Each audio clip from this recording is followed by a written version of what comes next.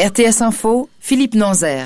Swissmedic rappelle ce matin que les vaccinations anticipées ne sont pas une solution en Suisse, même si des autorisations rapides de vaccins contre le coronavirus sont possibles. L'autorité sanitaire helvétique commente ainsi la décision prise hier par le comité consultatif de l'Agence américaine des médicaments de recommander l'autorisation d'utiliser en urgence le vaccin de Pfizer-BioNTech.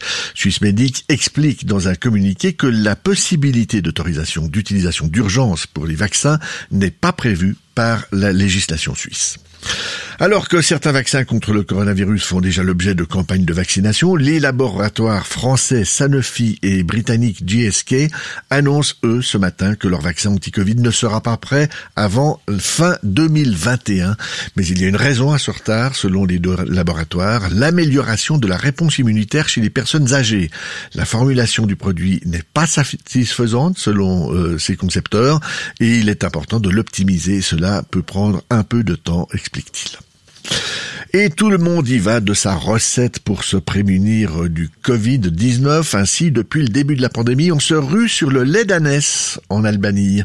La raison est simple, là-bas, le lait d'ânesse est crédité de vertus immunitaires et donc, en pleine pandémie de coronavirus, la demande a explosé pour ce produit de niche dans un pays qui dénombre officiellement environ 45 000 contaminations. Et le prix de ce breuvage est plutôt élevé, 50 € le litre, surtout quand on sait que dans ce pays, le salaire mensuel moyen atteint péniblement les 400 €. La possibilité d'un accord post-Brexit a vraiment du plomb dans l'aile. C'est la présidente de la Commission européenne, Ursula von der Leyen, qui l'a déclaré aux dirigeants des 27 ce matin.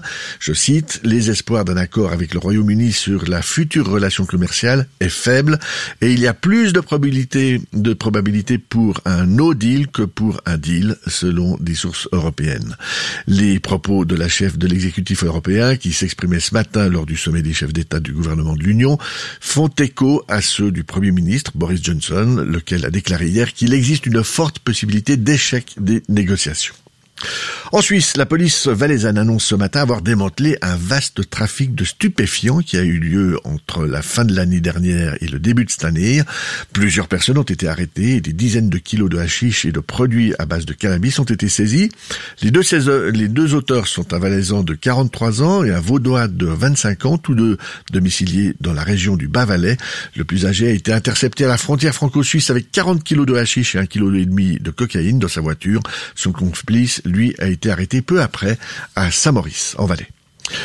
Météo, le ciel sera couvert aujourd'hui avec des précipitations qui vont débuter en fin de matinée sur l'ouest lémanique et le Jura vaudois et qui vont s'étendre aux autres régions en cours de journée. Au début des précipitations, la neige va descendre jusqu'en plaine, puis la limite pluie-neige va remonter jusqu'à 1000 voire 1200 mètres, sauf dans la vallée du Rhône, en amont de Martigny, où il continuera de neiger en plaine. Mais attention, Météo Suisse prévoit une forte probabilité de 10 à 25 cm de neige au-dessus de 1200 mètres, en particulier dans le Chablais et le Bas-Valais. Côté température en plaine, le mercure ne dépassera pas la fourchette des 2 à 5 degrés. Et puis ce week-end, le temps continuera d'être nuageux, parfois pluvieux, voire neigeux.